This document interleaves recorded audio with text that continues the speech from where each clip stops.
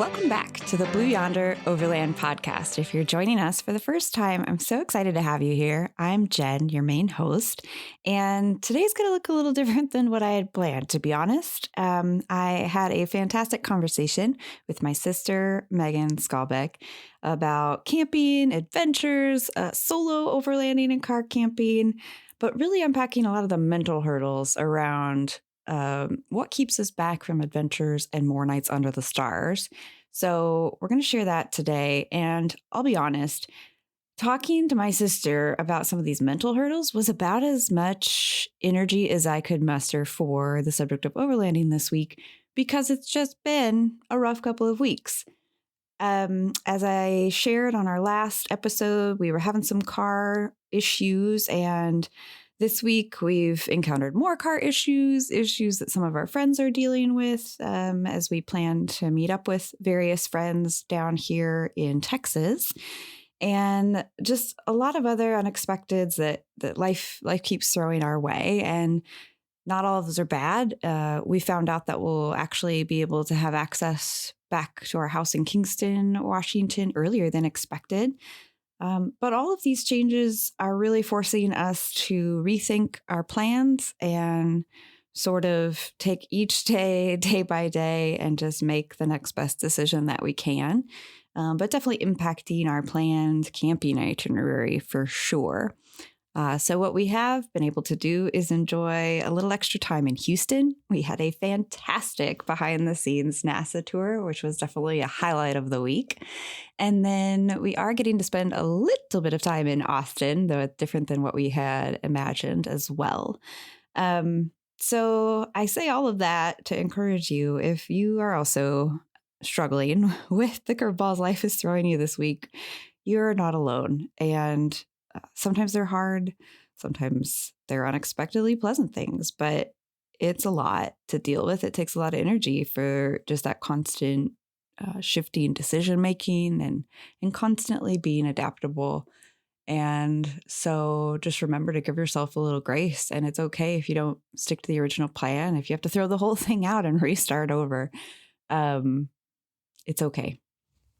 For this conversation today, we really stay focused on sort of the mental hurdles and how to overcome those, as well as things that we've learned about ourselves, and the importance of community over the years, and how sometimes all these things that we want can seem to be in tension with each other, and how to try to find balance, and how sometimes the grass looks greener on the other side. But even if you're not an active overlander, I think you'll find something to take away from our conversation today.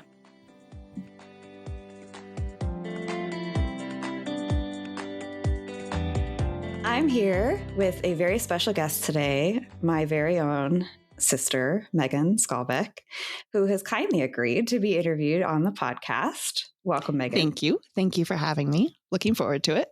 You've helped me so much too on the technical back end side of podcasting and getting into it, which has been really fun to explore. So thank you for all of your help with my learning curve. And even though I know you wouldn't call yourself a big overlander necessarily, you have very much embraced outdoor adventure in all forms.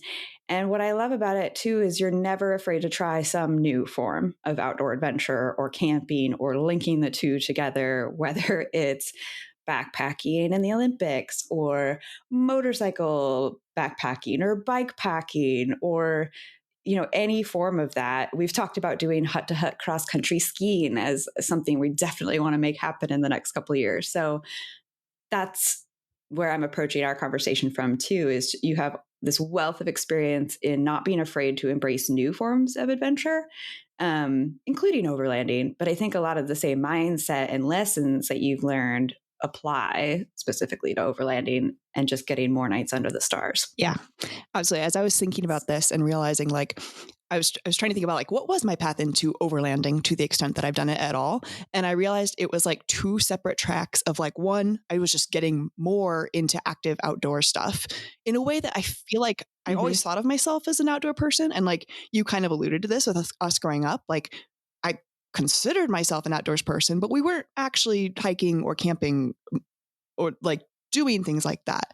And so as I got older, I started doing that more. Yeah. And then separately just got weirdly comfortable sleeping in my car for various things that weren't necessarily outdoor related. But like, I remember the first time driving up from LA to Seattle to see you and just sleeping at a rest area overnight in my car and realizing like, this is a thing I can do. I can just sleep in my car wherever I need to on my way somewhere. And so like, then those two things kind of merged into like more intentional going out and overlanding. But those were kind of like two separate Yeah, things that evolved, um, which was an interesting way. that's a really good point. Yeah.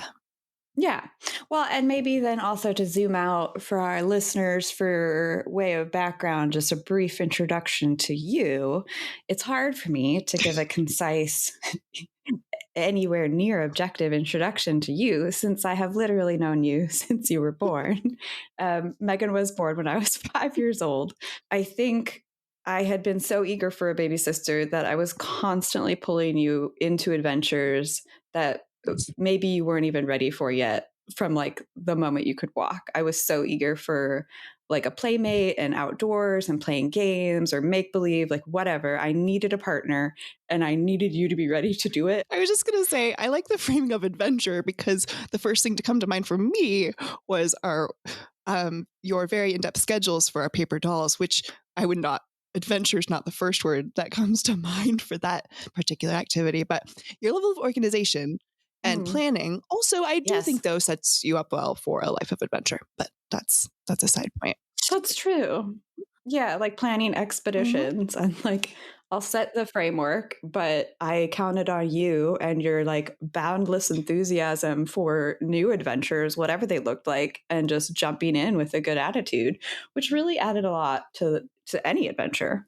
But I think that kind of sets the stage for how I think of you now, which is really just somebody who just has a boundless and infectious enthusiasm for new adventures, both physically and creatively, of all types. You're a talented pianist, a budding songwriter, fearless outdoor explorer, even though I know you wouldn't say fearless, but that's it, that's how it looks. Constantly willing to embrace new types of adventure.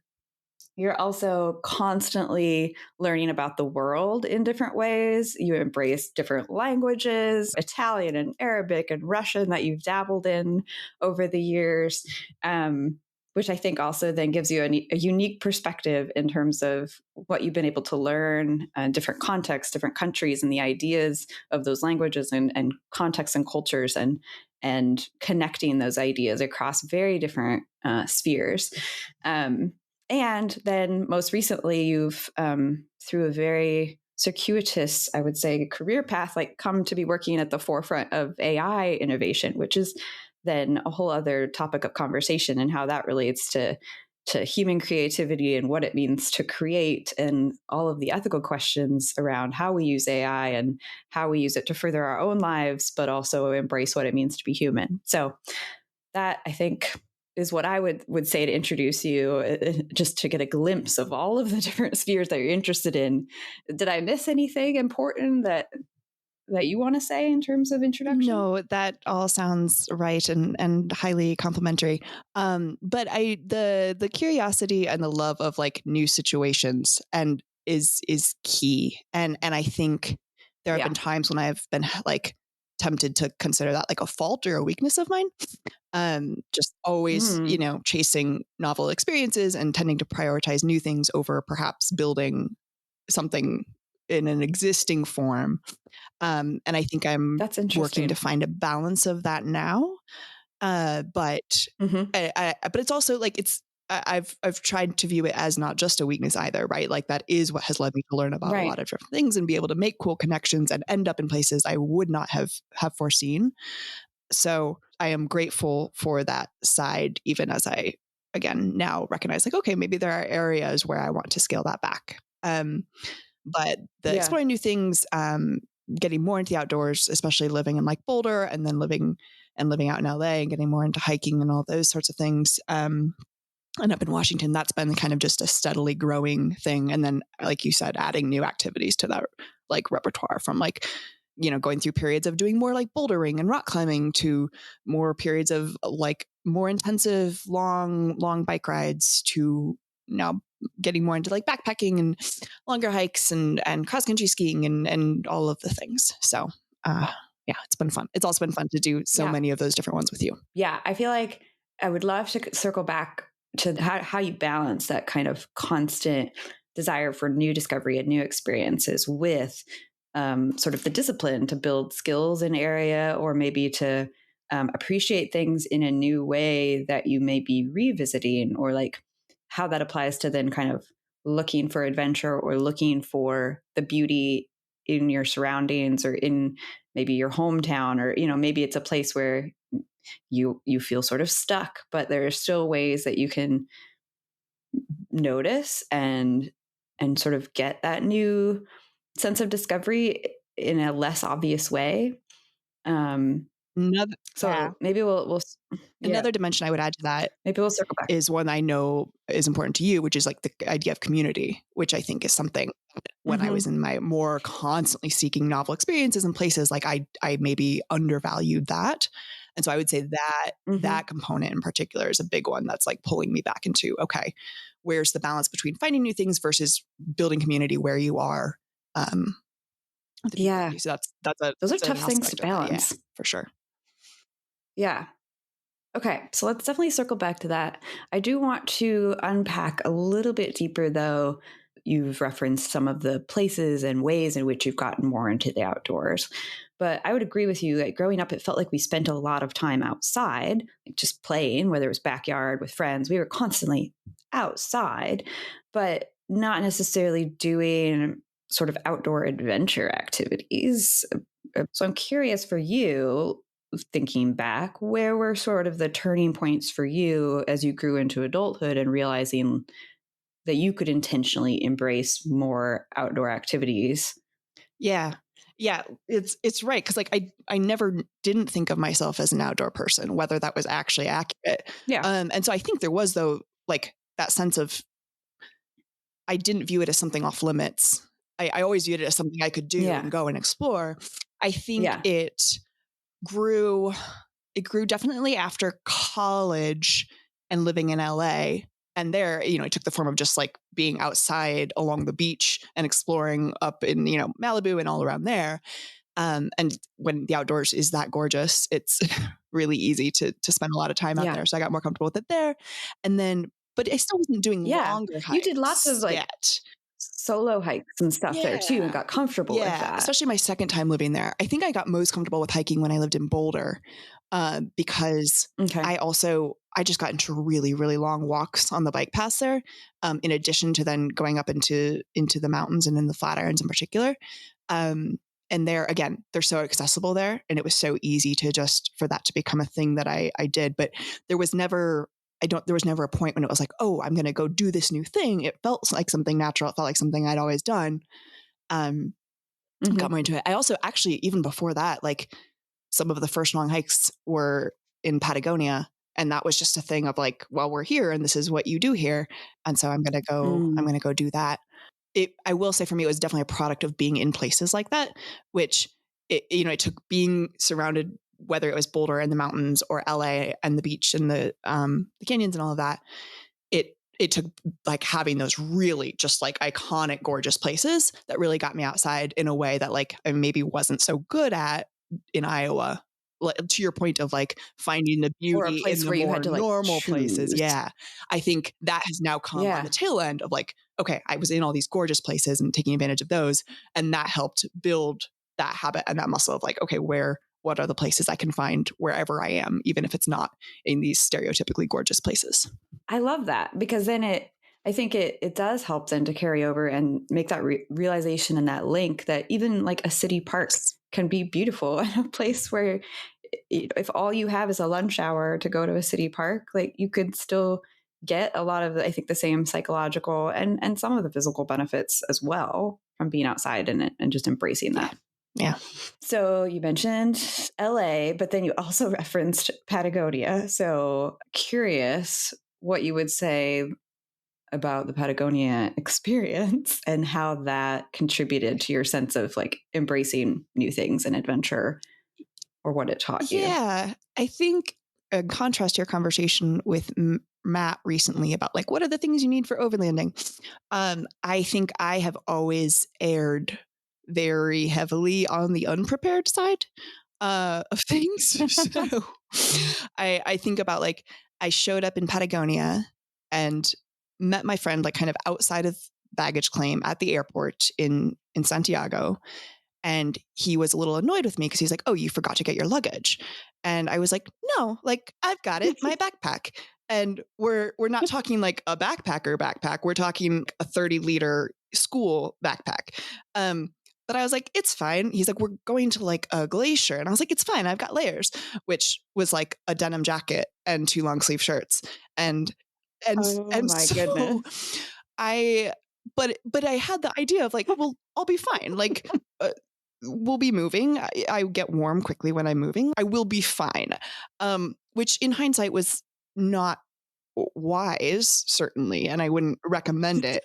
Um, I did pick up a jacket somewhere along that trip. But what it did do is like that whole trip, then, we got the stuff we needed and it was like I didn't need more than that, right? Like you can always make stuff work with whatever you have. And you can, Mhm. if there's really essentials that you need, you can find them and get them. Um, and so that was my Which is a good counterpoint, I think, to me and Matt's approach, which is often so conservative and so over prepared for every possible outcome that it can present its own problems too. Like it makes us overloaded. well, fair.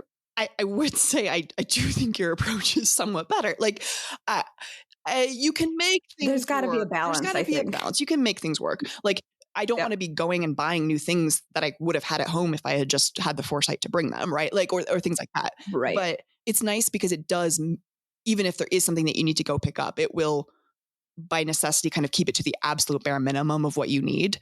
And there's something to Right. be said for getting by with things that like, yes, if you brought them, you would have used them, but you really didn't need them. And so, Hmm. yeah, there's a balance. I definitely would like to move more in your direction. And I think like the way that you guys think through things and organize things and plan out and think about the contingency plans for different things and having multiple backups and multiple options to get you out of, a tight spot, whatever that may be. I think there is so much value and I admire that. But my natural tendency, yes, has taught me different lessons, I guess. Different lesson, which is just as Just as valuable valuable. to examine and reflect Indeed. upon. So then curious about then your first times car camping Mhm. as well as the foray into motorcycle camping. Yes. So That is a tell whole me big about your topic. first experience motorcycle Yeah, camping. and I haven't done a ton of motorcycle camping. But I did a bit in LA. And I won like there are some things I love about that, which are like one, you can go places on a motorcycle that, you can go on roads and that you would have struggle with a car, especially if you don't have like the clearance or 4-wheel Yep. drive. And so it's just like you can go a lot more places. I think about even not camping with it, but just like going to trailheads for hiking. I could go to a trailhead that was always Hmm. really busy by 9 a.m. because I didn't have to Yeah. worry about finding a parking spot. Like I could just slide in wherever. So there's advantages to motorcycle. The big thing is like obviously then you are reduced to a tent. Um, and this gets into something I I am so much more comfortable sleeping in my car than in a tent for the most part. And this gets into the fear topic that we Hmm. mentioned when we were talking Hmm. earlier. Um, Especially when I'm by myself, the level of security that I feel in a car versus a tent is the difference is night and day. Night and day. Um, Yeah. and I don't love that. I Makes hate that sense. feeling, right? I think about the times when I've been sleeping by myself in a tent. I hate to admit it, but like I am a very scared person. I feel like I am constantly low key terrified. And so when Which is so funny to it, admit because you don't come across that it's way at all. uncomfortable to admit. Like I do not like that. Yeah. But so like if I'm sleeping in a tent by myself, every single noise that I hear, my heart rate, I am just like completely wide awake, no chance of sleeping, like terrified of Right? That's everything. exactly what Alex said. Like, every mouse is a Yes, bear when you're yes, in a tent yes. by yourself. I remember describing like the noises I was hearing when we were backpacking, and like I was like last night, like it sounded like there was a bear tiptoeing around, and like I realized that's a bear doesn't tiptoe. It it was a mouse, right? Like, but in my imagination, Or something very that's the small. most likely Yeah. explanation for whatever sound I'm hearing is that it's some big terrifying thing that's trying to be subtle. And so like the being in a car adds an extra layer of security that you don't get in a tent and therefore you Yep. don't get motorcycle when you're moto camping. However, Right. just not to harp on the fear thing, but even in a car, um, I remember this has only happened to me once, but I was a couple hours like southwest of Denver and went out kind of random forest roads out there because I'd seen a thing on Google Maps that looked pretty and I Mhm. wanted to go see it and was planning to just sleep, car camp out there. And I found a spot and kind of was settling in for the night and just was irrationally terrified for no real reason that I could see. I mean, Mhm. the area where I wasn't didn't seem super hospitable to car camping, and like I'd seen enough people that I was like that there were people around, but not so many that it felt like safe. And it Mm. And the people and that the you people, had yeah, seen, it any was like it particular was just. visual cues? I mean, I'd only seen like groups of male hunters and people shooting stuff, and it was like it was Yeah. just for what end there was just an area where it was a ton of like keep out no trespassing signs on the side of any forest road. It was just it felt there's honestly I don't think even any of the like the external cues were why, but I just felt really really scared. And so I'd like already kind of set up in Yeah. the back of my car. I was going to go to sleep, and I was telling myself like just ignore this. Like you're fine. You are in your car. It's locked. You don't have anything to worry about. But at some point, I realized like, okay, I'm only a couple hours from home. I could be back home before midnight in my own bed. I can actually get sleep. I don't have anything to prove here. I don't feel comfortable for whatever reason. This isn't normal for me, but I feel it now. I can just get up and go home. And that was a Mhm. And that's hard not. thing to do because that's not normal for me at all. And the whole drive Yeah. home, I'm like, oh, now that you're giving into this fear, now you're always going to give into your fear, and you're never going to like do anything fun again, and you're Mm. never going to have adventures again. And it's like, okay, well, first of all, that's not true. Um, and like this one time, I feel very scared. I don't know why, but I'm going to listen to it. And also, worst Yeah. case, okay, so I am terrified forever, and from now on, I only camp with other people or in designated campgrounds. If that is actually what happens, like that is survivable, right? Like it, it's Right. that's not the The end, worst the possible outcome in absolute that worst possible outcome. direction. If I truly get scared and Yeah. give into it every time, that is still okay. There is still room for adventure in a life that looks like that, even Yep. as inconceivable as that seems. So that was just an interesting example of like I I don't know. Fear, Knowing when to listen to your fear. yes. And obviously if you listen to it, you'll never Yeah. know if there was a reason for it. But that's, would I have been fine if I'd stayed there? Probably. Also, if I had been 6 hours from home, that would have been a different story, right? Like I wouldn't have Right. probably driven home, and I would have, thought about, okay, what can I do to make myself feel more secure here? Um, but Mhm. but it's an interesting thing, and I think for as much as a lot of overlanding and outdoor adventure stuff is about facing your fears and about, like kind of Mhm. going past them and learning that there's actually nothing to fear there. Sometimes, sometimes we have a lot of fear and we may or may not know why. And it's okay to listen to that too. Um, and that's 100%. probably just me Yeah. telling myself that because I think that's the thing I need to No, learn. But I think it's very true. But I think it's true not only just about adventure, but sort of life in general, like learning when, whether it's a decision about moving or starting a new career or switching paths or seemingly blowing your life up and like restarting something, or adventure and changing your mind and being like, I know this is where I had planned to go, but I, for some reason, just don't feel right about this road or mm, this path or continuing onwards. And it's, I've found it to be one of the defining struggles of adulthood is figuring out when to trust my gut And oftentimes, if I really think through it and listen to it more, even if, and what annoys me is that sometimes there isn't that logical reason you can point to. Like sometimes if I have a feeling, I can think through and analyze it and come up with, well, yes, it makes sense that I feel this way. This seems right. Like, yeah, I'm going to trust this. But sometimes, like you say, it's not necessarily rational, or you couldn't point to something hard and concrete as evidence for why you feel the way you do.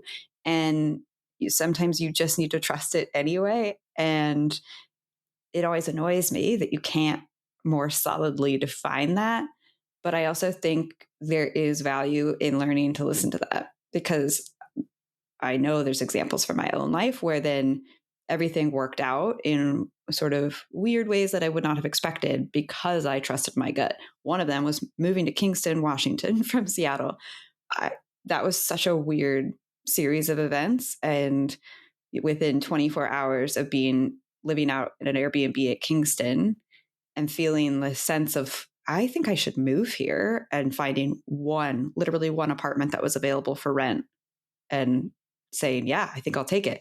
The domino effect that then that has had on my life is crazy. And I love it. But if I were to try to really analyze, I was like, there's not a whole lot of rational reasons why. I just feel very strongly that I should move here. Yes. Yes.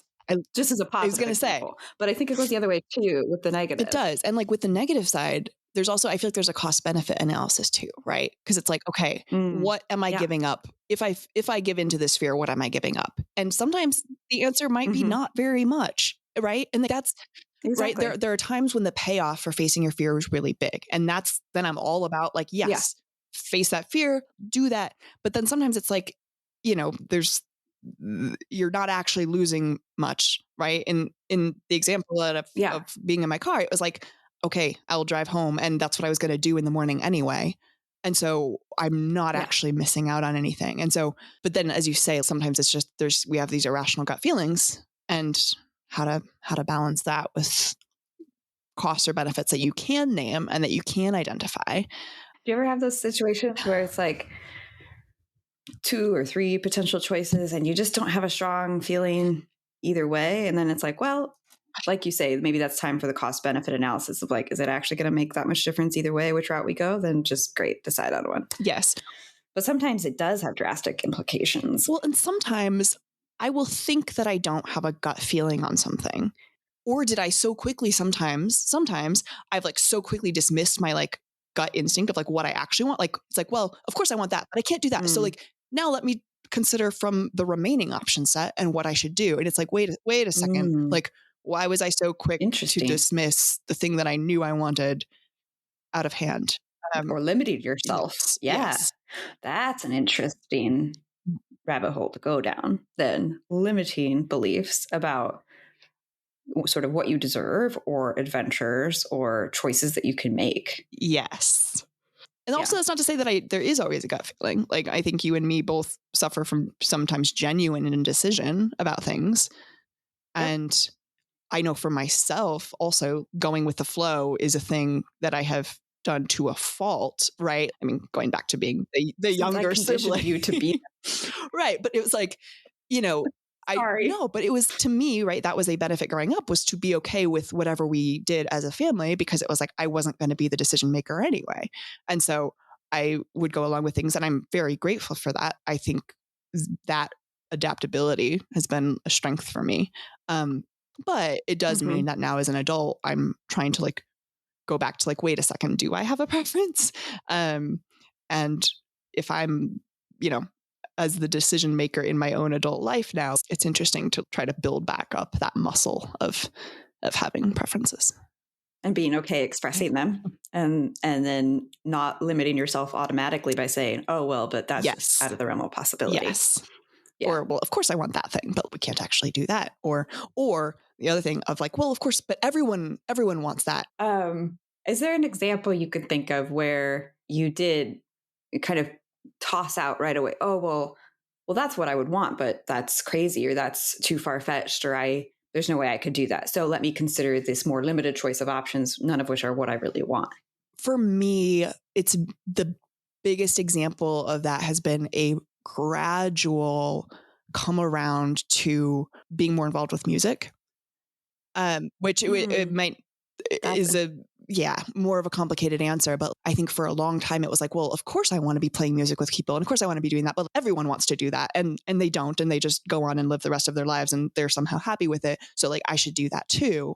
I think probably mm, from early adulthood on, that was my mindset. And I was like, okay, I will play piano, but I'm not going to do more with this or try to find other people to play with or anything. Because like again, of course, that's that's that's a a pipe pipe dream. dream. Like Yeah. everyone would do that if they could, but they can't, and they manage to be content without that. And I should do the same.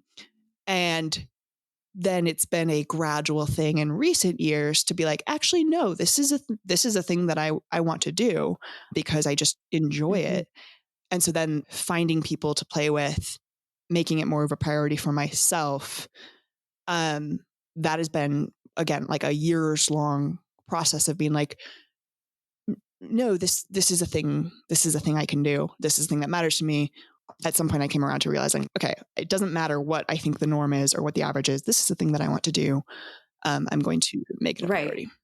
Well, and embracing that it for you, realizing that your enjoyment of it had like zero relationship with the outcome of it. Yes. Like you didn't need it to be a commercial Yes. success or even like play into a crowd. You could be playing with a group of people in a closed studio, which is what you have done a lot of the time, Yes. and still find meaning and value in that. And recognizing that, I think, was also really important. But then, ironically, has led you to a place where now I can remember, several years ago, you seem to have more hesitance to play live for anybody, even if we just wanted to hear you play piano at the house, but you were quite almost shy about it, or maybe shy to share some of your original compositions if you were writing a song. And now it's like you're going to open mic nights and playing, and it doesn't matter if there's people there or not, but you're kind of getting over that fear. I think because you've embraced the more important sort of relationship, which is just the act of doing it itself brings you joy. Yes. That is so accurate. And then it goes back to the fear thing. I mean, I've always been terrified to play in front of people. Always. I mean, I think about piano Hmm. recitals growing up, and I would just be borderline sick, right? Like it didn't matter that we did it every year. Ooh, It was like this was always a thing that was yeah. terrifying. Um, and it took facing that fear on a very regular basis, like playing with people every week. Because, like you say, even just playing with people in a studio, initially I was terrified, and I would keep my volume Mm. down so that they wouldn't hear, which defeats the Wow. purpose. Um, and is also kind of like, in hindsight, that's almost a selfish way to do it, right? It's so focused on what I'm doing, and it's like, no, we're here to make music together. Like that takes all of us contributing to the sound. But Right. that's a thing I've Right. had to learn. But doing that every week, and then, as you know, I going to karaoke every week for a while with a friend of mine here in Denver, like that busted me Yes. out of stage fright very quickly, because that's another situation where Right. like it's not about the outcome. I'm very adamant that Not at karaoke all. is not about performing. Karaoke is about having fun, but doing it in front of people like just made me a lot more comfortable with that. So it was facing that fear on literally a weekly basis, that then a lot got me to a point where Yeah. it's like, okay, no, this is a thing I can do, whether there's people watching or not. And as you say, because I got there in a way that wasn't focused on the outcome, that was just focused on the doing. Um, that Yeah. was key. I also feel bad for how little I've talked about overlanding, but that's okay. Honestly, all of this relates to how you make decisions about embracing any sort of outdoor activity. And I think honestly, one of the biggest hurdles for people getting into overlanding, camping, backpacking, any of those spending the night outside adventures, a lot of times the biggest hurdles are mental. And whether it's sort of just the drive to get it planned and organized or get out there or get whatever initial pieces of gear you need, or whether it's just getting over that procrastination of there's always going to be other things you could do that take less effort that are right around you and are in front of you, or a quicker dopamine hit like looking at your phone, or whether it's getting over fears before and during the experience. I think all the mindset stuff is one of the biggest hurdles to sort of unpack and help people get over. Yeah. So And getting comfortable in that space of whether it's fear or just getting comfortable in spaces that I think by default we tend to reject. I think about sleeping in my car a lot in both Joshua Tree and Big Sur for about a year, like every Mm, weekend, basically sleeping car camping in one of those places. And it was just, yeah, it was great because it was like obviously saving money, but like you're not wasting time in those kind of in between spaces. Um, you're much more immersed in it all the way through. yeah. That's a whole other topic I feel like I could dive into of in between spaces of life when you're sort of waiting for bet- kind of in a transition space and you might not even know what the next phase looks like, or you can't yet make the decision, or you can't pull the trigger on it, or but that in between space and figuring out how to actually live in it Yes. is hard. Well, and it again, in some ways, I love those in between spaces. I think of like trains and airplanes Mhm. as one of my prime examples of those like Yeah. liminal spaces where you're between things. There's a limit to how much you could get done if you want, even if you wanted to, Yeah. right? Like usually by Yeah. the time you sit down on a plane, it's like, okay, you've done all the things that you needed to do. You Deep breath. hopefully like I try not to do work on planes or anything like that, just because it is that in between transitory space where I can just zone out and actually think about things without anything competing for my attention. Um, Yeah. and so I love holding on into preserving some of those spaces. So sometimes, yeah, sometimes those are good things. Um, Other Yeah. times I feel like sometimes take away from adventure or take you Hmm. out of it temporarily. But I also feel like those liminal spaces are disappearing and Yes. it's harder and harder to find those. And I think that's part of the reason why I embrace the idea of getting more nights outdoors, however you do it, because it's also easier to leave more distractions behind and actually sort of be forced to be present. 100%. That actually goes back to the thing I love about motorcycles, even in contrast to a Mm, car, is like yes. you can't be on your Yes. phone. I can't even change playlists, right? Or be eating a snack or like you are just on the bike and it's taking your full focus because there is nothing else that you can focus on. Um, and Yeah. there's that's a powerful thing. And you're right, like there are fewer of those Yes. spaces. And so I love Yep. finding the ones that you love, whether it is being off grid somewhere or whether it's being on a motorcycle, Yep. being on a bike. The spaces that like Hmm. take all your focus and kind of narrow it down to your immediate present surroundings. Yeah.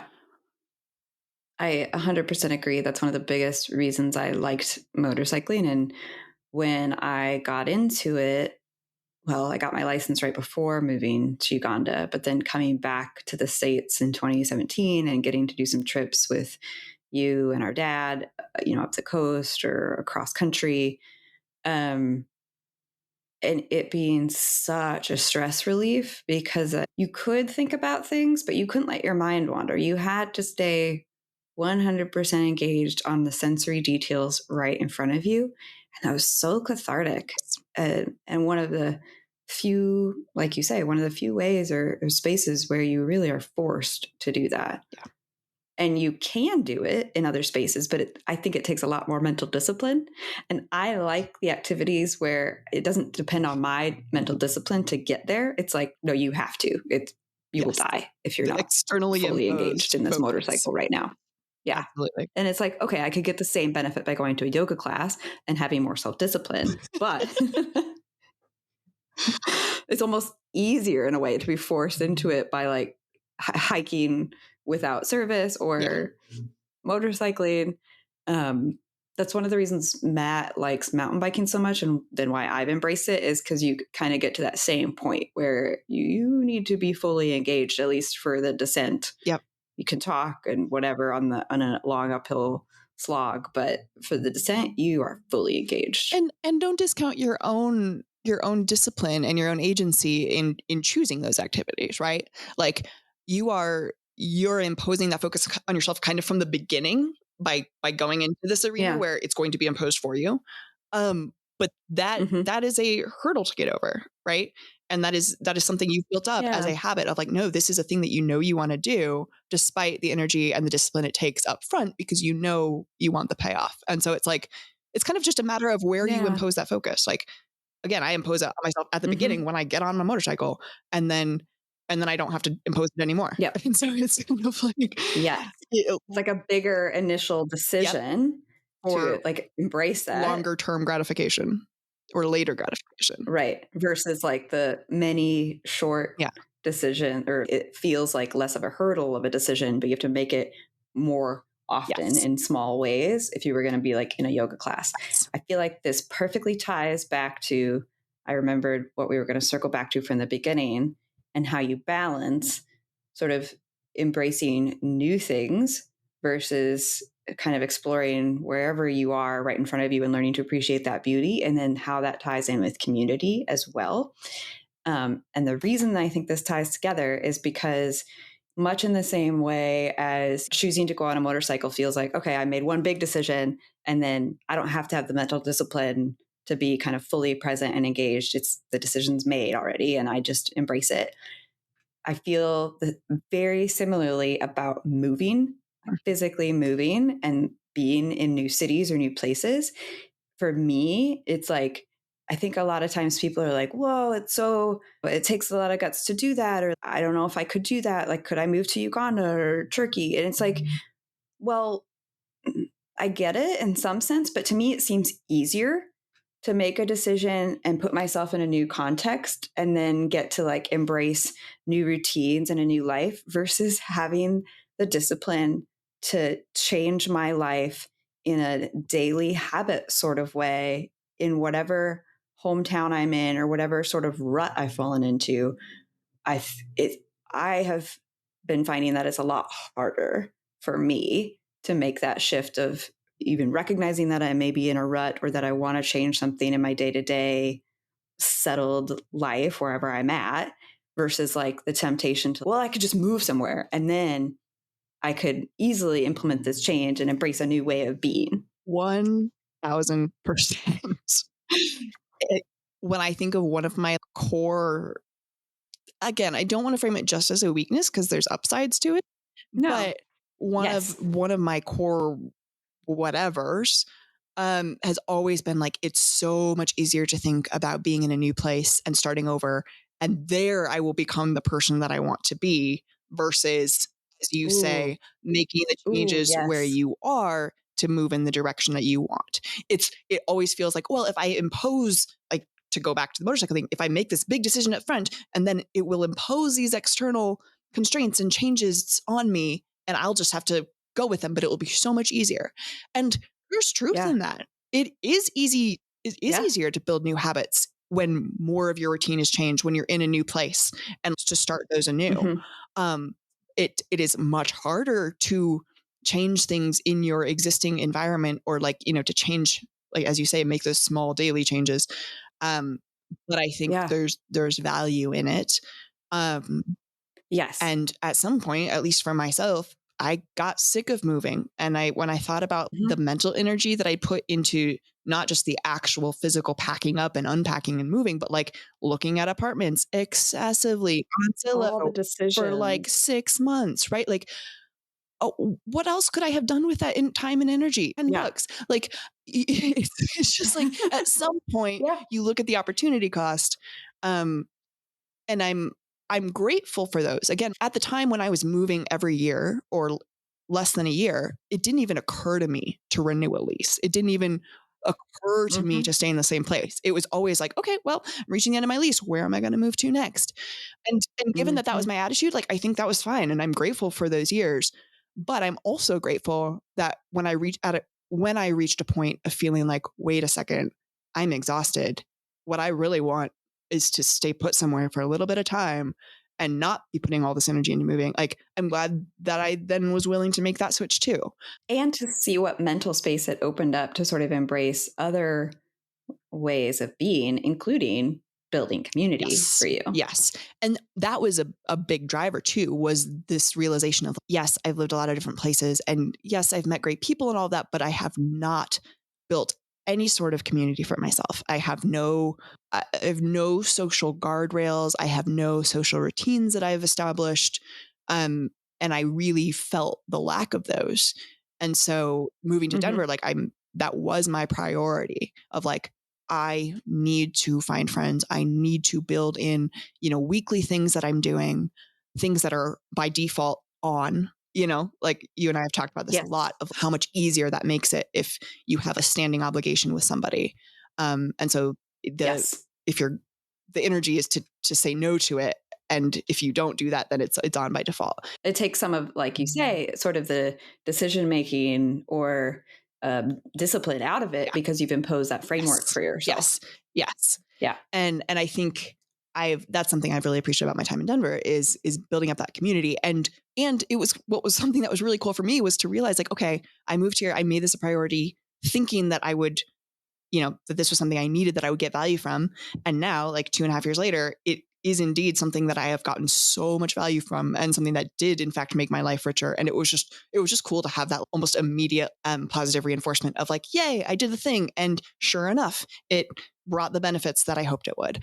And Yeah. but it's a hard thing. Community is a really It hard thing. I is. mean, that's a whole big topic.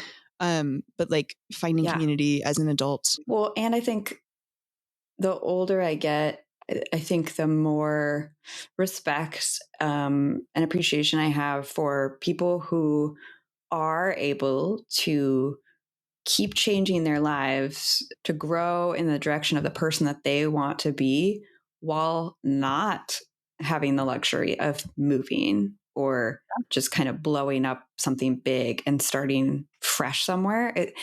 Like we were saying, it's so much harder to embrace those small shifts that over time will build you towards that person that you want to be or the daily routine that you hope to have. And I just have so much respect and appreciation for folks that are able to do that, staying in one place or staying in their hometown or whatever the reasons are. But the ability to do that is something that I see. I'm like, wow, that's actually really brave, or it takes a lot of mental discipline and stamina and courage to do. Yeah. I'm with you. Yeah. And I was trying to think like, oh, do we have examples of doing that? And I think both of us have probably done that more than we give ourselves credit for. Yeah. I think we both like discount the things we do in that direction because I know, at least for myself, I'm like, I can think of an example. It's like, well, but that doesn't really count for XYZ reasons. And we should stop doing that. So You mentioned going to Big Sur or to Joshua Tree and car camping almost every weekend at one point when you lived in LA. Tell me a little bit about your just basic setup. What were the basic items that you had to have along that made it comfortable enough that you wanted to repeat that every weekend? Yeah. So I think what we ended up doing was we just usually had like our sleeping bags and sleeping pads in a big IKEA bag that we would just lug out to the car with us. And we'd have like our headlamps just always in the car. But that was really the basics of our setup. At some point we started bringing a cooler with like snacks that we would stop on the way and get stuff. But we weren't like prepping for days. And so what we would often end up doing is, especially when like I think about Big Sur, we'd be driving there after work on a Friday night. And so we'd be getting there when it would be late. And we had our spot on Route 1 where we could just pull off and sleep. But what would happen is like for the last like 20 minutes of the drive, I would be in the back, like blowing up the sleeping pads, getting the sleeping bag all set up, everything in the back. We were in a Prius, which is not ideal, but it worked. And so I would just kind of be getting the back set up so that when we finally got to our usual car camping spot, it would be, after midnight at that point, we were ready to just like crawl back, go to sleep. And then in the morning, the spot where we would car camp was about 20 minutes from this like general store in Big Sur. So we would always go there in the morning, get breakfast burritos, get whatever other food or snacks we needed, use the bathrooms there, and then go on a little hike from there. And so our setup, again, for car camping, like I hesitate to even call it a setup. We were just like our sleeping pads and sleeping bag in the back of the car. And, we had it, we knew where everything goes, like, right. So you have your kind of system for like, okay, once we move to the back, all of the clothes go into the front, and we have our headlamps over the back of our seats so that they're easy to find if we need them in the night. And we know exactly where the water is. And, all of those little things that you learn kind of what works for you. But we didn't have, again, we weren't going off road or anything like that. So we didn't have any of Right. those that other equipment, but also like, again, that's all you need. Like, especially if you Right. know you're gonna It's as go, simple as that. we knew we were okay, we're gonna go need to use the bathrooms at this place in the morning anyway, and Yeah. we'll pick up, whatever supplies we need there. And it worked. And so then it was a very minimal thing of, just our sleeping bags and sleeping pad and bringing, some extra layers in that, but it Mhm. worked. Keeping it as simple as possible, Exactly. but that I think also then helps probably in getting out every Making it an every weekend. weekend. Exactly. It's like loading up the car Yeah. was a single trip thing, right? We weren't having to Yeah. bring out a lot of Which is stuff or great. worry about like, oh, do we have all of this cooking stuff we need or anything like that. The goal was just to get out. And so we Yeah. did well with that. I would love to hear more about Joshua Tree, but especially because Alex and Matt have both referenced that as well. Yes. I think at one point in hearing you talk about camping in Joshua Tree a lot, I believe you added coffee to your setup there Mm, because it became clear that that would greatly add to your enjoyment of the car camping in Joshua Tree. So then tell me about that. yes. Joshua Tree just started because I decided that on my 30th birthday, I wanted to wake up in Joshua Tree because I'd never been there. And so we went and did that. Love that. And that was another one where it was often just like, okay, we'll leave Friday after work and get out there when we get out there, and find a place to sleep. Actually, it was mom and dad who provided me with the coffee because I remember that Christmas, they had been hearing about me doing more car camping. And I remember Mhm. they gave me a pair of very warm sweatpants. And they gave me a little espresso thing that could plug into your car outlet, and make a Ooh. little cup of coffee that just kind of used, I don't know if it was Keurig cups, but something similar. I remember them saying that Christmas morning, well, we realized like you're not going to not do this. So we may as well make sure that you are warm and well provided for if you're going to be sleeping in your car all the time, which I really appreciated. It was right. It was like, okay, I you're love going to do that. this thing. We're going to help. Um, and Yeah. so that was a really nice thing because it just made a little single serving. But then it was just like, again, then we didn't have to, leave the park to go find coffee or Park. anything like that. We Right. could just have it with us. And it takes time, but as you know, when overlanding, things that take time and like can be little rituals and processes are a feature, not a bug. Yes. Um, and so Yes. that was a really nice thing. And now anymore, I usually just use a jet boil and make the coffee that Yep. way. And I've got the little, the French press insert for it. And that works really well too. Cool. Um, Nothing like your guys' coffee And I setup. remember, well, we've just got so many different methods that we could choose, which we are feeling like that weekend. But I know you also mentioned, I mean, you really loved Joshua Tree Coffee Company, which right outside Yes. the park, right? I That was the name of forgot it. about that. There Yeah. is that. It's been so long since I've been out there, Mhm. but yeah, there's a lovely spot out there.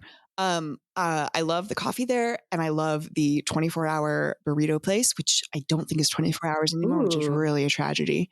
And then Yeah. Sam's Indian Pizza, um, which is Yes. wonderful. Sam's just has Yes. everything, but the Indian pizza and the Indian food is great.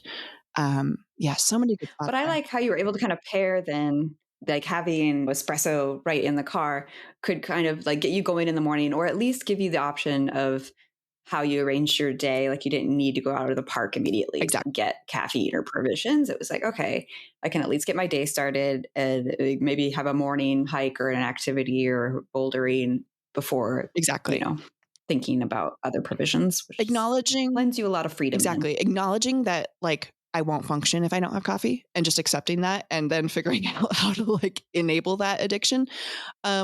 I think is one of those other areas where it's like all about balance. And like, sometimes Yeah. sometimes I'll go off coffee for a while, but um at times when it's just nice to have, um accepting that and not being like, "Oh, well, I just won't need coffee for this trip or something." It's like, "No, well, we can make this work. We have We can make this solutions for happen. this." Yeah. Love it. Okay, thanks, Megan, so much for joining Thank me. And I'm you. sure there's other topics we can unpack for future, but I really appreciated this conversation today. Likewise. I love talking with you. And yeah, it's been exciting to hear all your conversations on this podcast.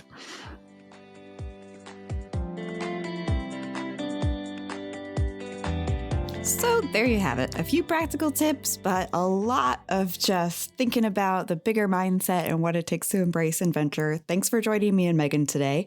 I'll be back next Thursday with probably a lot closer to our normal type of programming, which is really focused on practical tips and how to get into overlanding and get you more nights outside. As always, I'll try and post some behind the scenes things and any relevant show notes or links at blueyonder-adventures.com. Thanks, and see you next week.